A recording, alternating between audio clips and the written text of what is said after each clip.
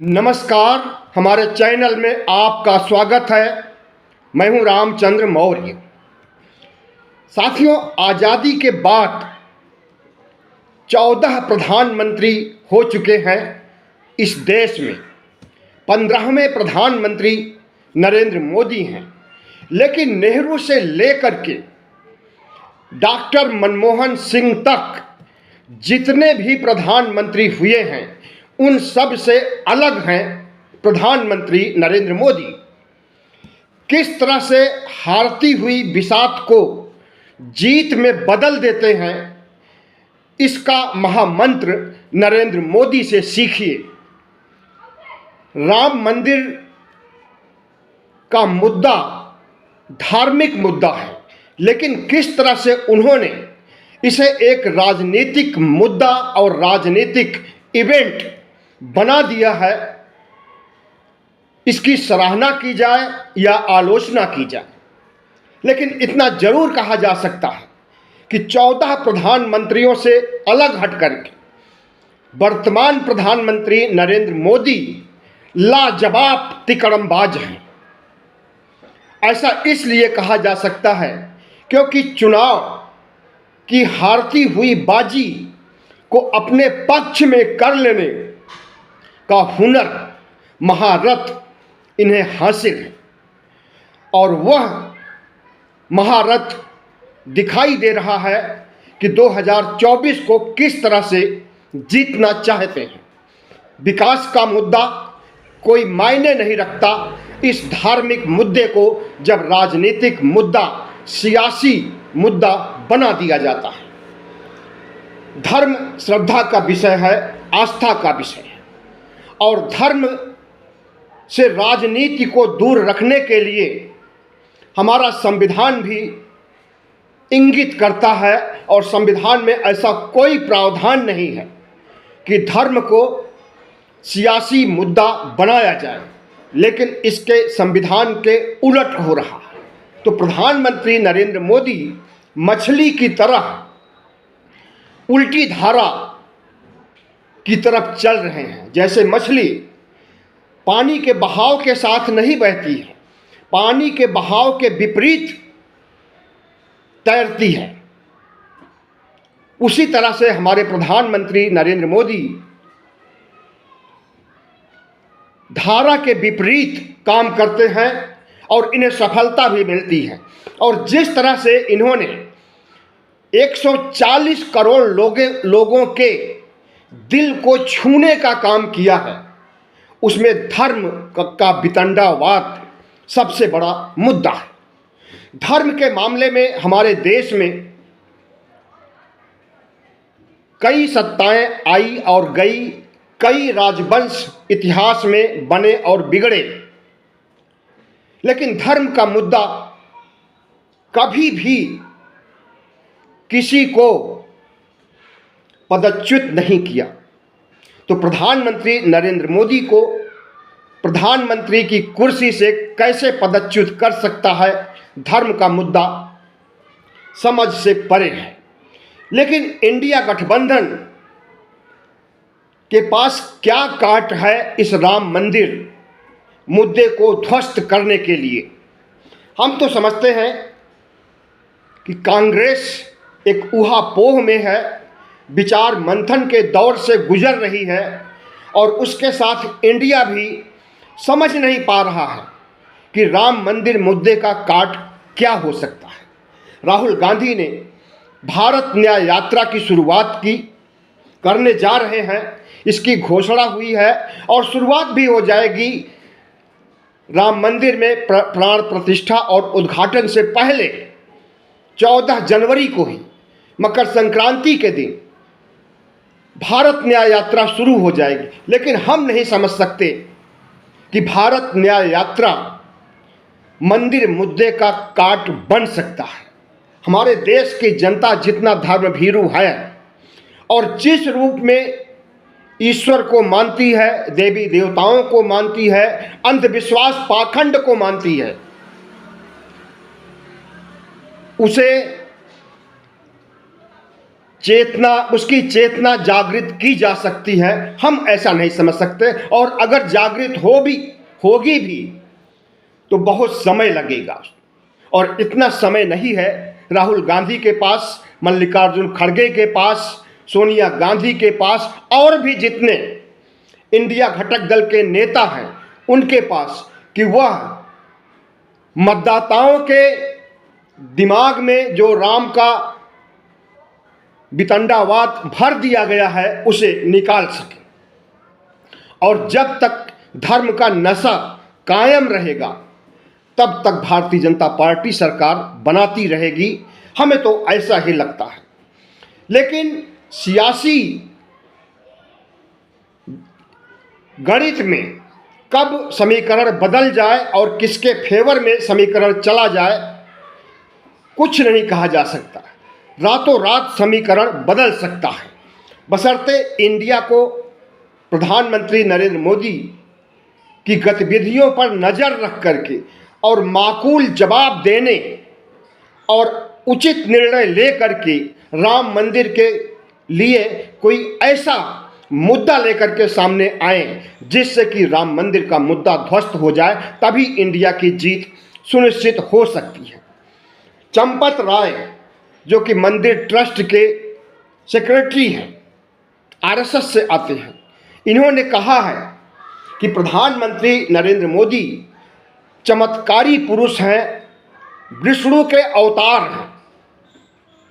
और जब से उन्होंने विष्णु के अवतार बताया उसके बाद से हिंदू समाज का जो अंधभक्त या यूं कहें कि मोदी भक्त नहीं है, वह धड़ा राम मंदिर के आंदोलन और राम मंदिर को पॉलिटिकल इवेंट बनाए जाने और प्रधानमंत्री नरेंद्र मोदी को विष्णु का अवतार घोषित किए जाने के खिलाफ खड़ा हो गया है। सोशल मीडिया में बहुत से ऐसे वीडियो वायरल हो रहे हैं जिसमें आप देख सकते हैं कि तमाम साधु संत मठाधीश मानने को तैयार नहीं है कि नरेंद्र मोदी विष्णु के अवतार हैं। विष्णु के कितने अवतार हुए हैं? 10 अवतार हुए हैं। उन 10 अवतारों में तथागत बुद्ध को भी शामिल कर लिया गया है। हालांकि बौद्ध धर्म को मानने वाले लोग इसे खारिज करते हैं। बाबा साहब डॉक्टर भीमराव अंबेडकर ने भी खारिज किया था। तो क्या 11वें विष्णु के अवतार नरेंद्र मोदी हैं? और अगर हैं तो संविधान की क्या ज़रूरत है, लोकतंत्र की क्या ज़रूरत है, जिस मुल्क में, जिस देश में साक्षात भगवान प्रकट हो गए हैं और वो राज कर चुके हैं और आगे भी राज करना चाहते हैं। चुनाव आयोग की क्या ज़रूरत है, संविधान की क्या ज़रूरत है, लोकतंत्र की क्या ज़रूरत है? बगैर चुनाव के ही उन्हें राजा घोषित कर दिया जाना चाहिए था। लेकिन ऐसा नहीं हो सकता क्योंकि हमारे यहाँ संविधान का राज है।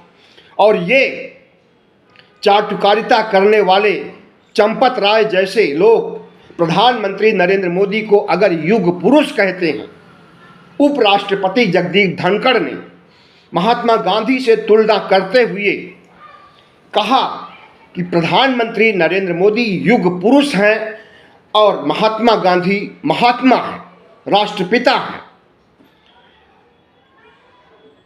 हम समझते हैं कि जितने भी चाटुकार हैं भारतीय जनता पार्टी आरएसएस के, अंधभक्त हैं, उनकी नज़र में नरेंद्र मोदी भगवान होंगे, ईश्वर होंगे, युग पुरुष होंगे, यशस्वी प्रधानमंत्री होंगे। तो पता नहीं कितने टाइटल दिए गए हैं प्रधानमंत्री नरेंद्र मोदी को जिस पर की आपत्ति जाहिर की जा सकती है। लेकिन हमें इससे नहीं लेना है।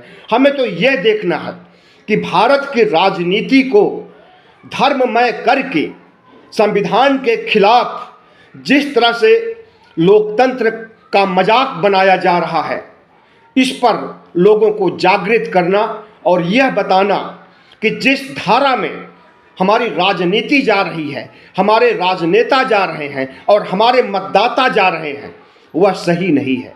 सही धारा में लाने के लिए इस देश के बुद्धिजीवियों को, स्वतंत्र पत्रकारों को, और इस देश के 95 करोड़ मतदाताओं को तहे दिल से सोचना होगा, आत्ममंथन करना होगा कि जिस दौर में हमारी राजनीति, हमारी सियासत हमें धर्म भीरू बना करके प्रजातंत्र का मखौल उड़ा रही है, ऐसे समय में हमारा क्या कर्तव्य बनता है। प्राण प्रतिष्ठा नया शब्द नहीं है, बहुत पुराना शब्द है। जब से हिंदू धर्म अस्तित्व में आया होगा तभी से यह शब्द गूंज रहा है और अभी तक यह धर्म के क्षेत्र में ही गूंजता था, लेकिन अब यह राजनीति का स्टंट बन गया है। प्राण प्रतिष्ठा मूर्तियों में, भगवान राम की मूर्तियों की प्राण प्रतिष्ठा की जाएगी तो उसमें प्राण आ जाएगा। इस देश के 140 करोड़ लोग क्या स्वीकार कर लेंगे कि राम फिर से जिंदा हो गए हैं? और असलियत तो ये है कि राम ने इतने पाप किए थे, इतने अपराध किए थे कि एक समय आया जब उन्होंने आत्ममंथन किया तो पाया कि वो गलत थे और उस गलती की सजा अपने को देने के लिए अयोध्या के पास जो सरजू नदी है उसमें जा करके जल समाधि ले लेते हैं, आत्महत्या कर लेते हैं। और उन्हीं राम को महिमा मंडित करने के लिए जिस तरह से इस देश के ब्राह्मणों ने, 5% ब्राह्मणों ने राम को महिमा मंडित किया और राम को सबसे बड़ा ईश्वर बताया। ईश्वर बहुत से हैं, इनके 33 करोड़ ईश्वर हैं और उसमें राम सबसे बड़ा है। और उस राम का कद और ज़्यादा बढ़ाने के लिए बहुत समय से कोशिशें हो रही थी। इसी कोशिश के तहत बाबरी मस्जिद का विध्वंस किया गया और कहा गया कि राम यहीं पर पैदा हुए थे, कौशल्या ने यहीं पर जन्म दिया था राम को, लेकिन इसका कोई सबूत न था न होगा। और जहाँ तक ये मैथोलॉजी की बात है, मिथक है, ये सब मिथक, इतिहास नहीं होता है और इतिहास को दोहराया नहीं जा सकता है। लेकिन जिस तरह से बाबरी मस्जिद को ढहाया गया, जिस तरह से वहाँ पर मुकदमा चला और उस मुकदमे में श्रद्धा के आधार पर, आस्था के आधार पर राम मंदिर बनाने की इजाज़त दिया, फैसला सुनाया कोर्ट ने, वो भी संदेहों के घेरे में है। आस्था के आधार पर, दया के आधार पर निर्णय देने का कोई भी प्रावधान संविधान में नहीं है, लेकिन फिर भी असंवैधानिक काम किया गया। जो फैसला सुनाया गया हिंदू धर्म के पक्ष में, राम भक्तों के पक्ष में, और यह कहा गया कि मस्जिद कहीं और बना दी जाए। और चूंकि ये आस्था का विषय है, हिंदुओं के आस्था का विषय है, इसलिए मंदिर यहीं बननी चाहिए, राम मंदिर। और वो मंदिर बन करके तैयार हो गई है। एक बात और, मंदिर अभी पूरा नहीं बना है, 1/4 मंदिर बना है, लेकिन 2024 के चुनाव को जीतने के लिए प्रधानमंत्री नरेंद्र मोदी ने जिस तरह से इसे सियासी स्टंट बना दिया है, राम को, भगवान को, विष्णु को खड़ा करके उनके पीछे से वार करने, वार का मतलब यहाँ पर चुनावी जंग से है और चुनावी जंग में जुबानी वार होती है, अस्त्र शस्त्र से वार नहीं होता है। तो राम के पीछे खड़े होकर के या राम के कंधे पर बंदूक रख करके प्रधानमंत्री नरेंद्र मोदी ने जिस तरह से चुनाव जीतने की फितरत रची है, इसे सिर्फ लाजवाब तिकड़मबाज कह करके नज़रअंदाज नहीं किया जा सकता। तिकड़मबाजी तो है और बहुत बड़ी तिकड़मबाजी है, ऐसी तिकड़मबाजी आज तक कभी नहीं हुई। लेकिन धर्म को सियासत से जोड़ करके जिस तरह से प्रधानमंत्री नरेंद्र मोदी विष्णु का अवतार बन गए हैं, युग पुरुष बन गए हैं, यशस्वी प्रधानमंत्री बन गए हैं, इस रूप में इस देश की जनता इन्हें स्वीकार नहीं कर सकती। हिंदू धर्म को मानने वाले भी इन्हें विष्णु का अवतार नहीं मान सकते। और युग पुरुष की बात तो भूल ही जाइए। युग पुरुष वो होता है जो अपने रचनात्मक कार्यों से, अपने विचारों से, अपने कर्मों से, मनसा वाचा कर्मणा, जो देश के लिए कुर्बान होता है, देश के लिए बड़ा काम करता है, वो युग पुरुष होता है। ऐसे युग पुरुष में कुछ ही नाम हैं। आज़ादी के बाद हमारी नज़र में 3 युग पुरुष हुए हैं, अंबेडकर, गांधी और नेहरू। चौथे युग पुरुष अगर नरेंद्र मोदी को बताया जा रहा है तो वो चाटुकारिता की पराकाष्ठा है। चाहे उपराष्ट्रपति हो वो चाटुकार हो गए हों, वो चाहे आरएसएस हो वो चाटुकार हो गया है, क्योंकि चंपत राय आरएसएस से ही आते हैं और आरएसएस की नज़रों में धर्म और भगवान सबसे ऊपर होता है। धर्म से भी ऊपर भगवान होता है और उस भगवान की संज्ञा, उस विष्णु की संज्ञा अगर आरएसएस दे रहा है, नरेंद्र मोदी को विष्णु का अवतार कह रहा है, नरेंद्र मोदी को विष्णु का 11वां अवतार कह रहा है, और ये लिखित में भी आ जाएगा कुछ समय बाद कि नरेंद्र मोदी प्रधानमंत्री नहीं थे बल्कि विष्णु के अवतार थे। होगा ऐसा। इतिहास को बदलना और इतिहास को लिखना और झूठे इतिहास को पेश करना, सच्चे इतिहास को हटा देना आरएसएस की, भारतीय जनता पार्टी की फितरत है। और उस फितरत के तहत अगर आरएसएस ने यह घोषणा किया है कि विष्णु के अवतार प्रधानमंत्री नरेंद्र मोदी हैं, तो आधे से अधिक हिंदू इससे सहमत नहीं है और प्रधानमंत्री नरेंद्र मोदी के खिलाफ, आरएसएस के खिलाफ ऐसी ऐसी भद्दी भद्दी टिप्पणियां साधु संत कर रहे हैं जिसे कि हम आपको नहीं बता सकते, या ऐसे गालियों को मुंह पर लाना भी अशोभनीय होगा। मल्लिकार्जुन खड़गे ने कहा है कि 2024 का चुनाव जीतने के लिए जिस तरह से भारतीय जनता पार्टी के शीर्ष नेतृत्व पर बैठे नरेंद्र मोदी और शाह जो तिकड़म कर रहे हैं और जिस तरह से सियासत में धर्म का इस्तेमाल कर रहे हैं, अगर ये चुनाव जीत जाएंगे तो संविधान खत्म हो जाएगा, लोकतंत्र खत्म हो जाएगा। 2029 में चुनाव नहीं होंगे, 2029 ही नहीं 2034, 2039 कभी भी चुनाव नहीं होंगे। और हिंदू राष्ट्र की भूमिका तैयार करने जा रहे हैं नरेंद्र मोदी, और हिंदू राष्ट्र की दिशा में ही हमारा देश आगे बढ़ रहा है। राम को महिमा मंडित करना, खुद को विष्णु का अवतार घोषित करवाना और CAA NRC ला करके मुसलमानों को बाहर भेजना, बाहर के हिंदुओं को यहाँ बुलाना, संसद में सिंगोल की पूजा करना, सिंगोल राजतंत्र का प्रतीक होता है। तो ये साबित करना कि प्रधानमंत्री नरेंद्र मोदी सिंगोल की पूजा करके राजतंत्र को ला रहे हैं, अंदाजा लगाया जा सकता है कि प्रधानमंत्री नरेंद्र मोदी के दिमाग में क्या चल रहा है, मोहन भागवत के दिमाग में क्या चल रहा है।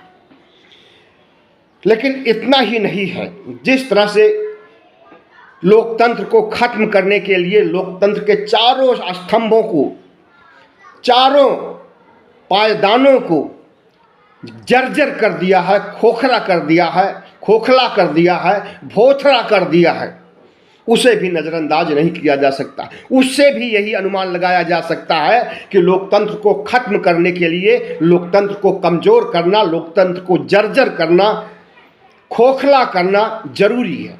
और वो सब प्रक्रिया पूरी हो चुकी है। अब लोकतंत्र के बचे हुए ढांचे को समाप्त करना और राजतंत्र स्थापित करना, हिंदू राष्ट्र बनाना ही लक्ष्य रह गया है प्रधानमंत्री नरेंद्र मोदी का।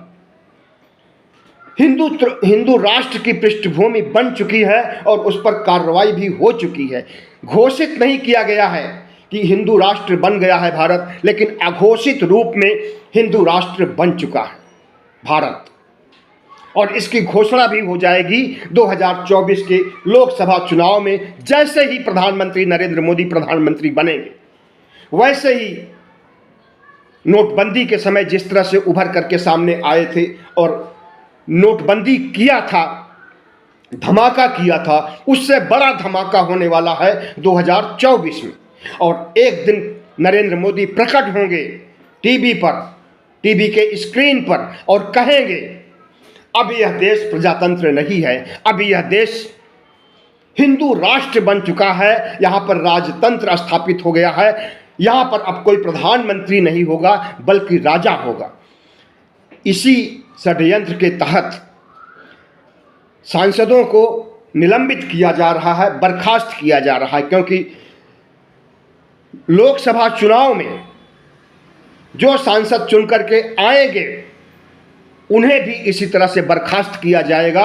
और अगर इंडिया की सरकार बनती है तब प्रधानमंत्री नरेंद्र मोदी की इस विचारधारा, आरएसएस की इस विचारधारा पर पूर्ण विराम लग सकता है और भारत सुरक्षित बच सकता है। जब तक भारत में संविधान है, जब तक भारत में लोकतंत्र है, तभी तक इस देश के ओबीसी, एससी, एसटी का अस्तित्व है। और इनके अस्तित्व को मिटाने के लिए, इन्हें फिर से गुलाम बनाने के लिए, इन्हें फिर से जाहिल बनाने के लिए, इनके ऊपर अत्याचार करने के लिए, इनके ऊपर वर्ण व्यवस्था लागू करने के लिए मनुस्मृति को संविधान बनाने की तैयारी चल रही है। और इस तैयारी को अगर हम यहीं पर नहीं रोकेंगे, इनके हिंदू राष्ट्र के, इनके राजतंत्र के चक्कर में फंस करके अगर हम इन्हें वोट देते हैं, इनके राम मंदिर के एजेंडे के तहत बिछाए हुए जाल में फंस करके अगर हम इन्हें वोट देते हैं, तो ये आखिरी चुनाव होगा, जैसा कि मल्लिकार्जुन खड़गे ने आशंका व्यक्त किया है, वही होने वाला है। न संविधान रहेगा, न लोकतंत्र रहेगा, और न धर्मनिरपेक्षता रहेगी, और न संप्रभुता रहेगी। बहुत बहुत धन्यवाद। हमारे चैनल को सब्सक्राइब कीजिएगा, लाइक कीजिएगा और शेयर कीजिएगा।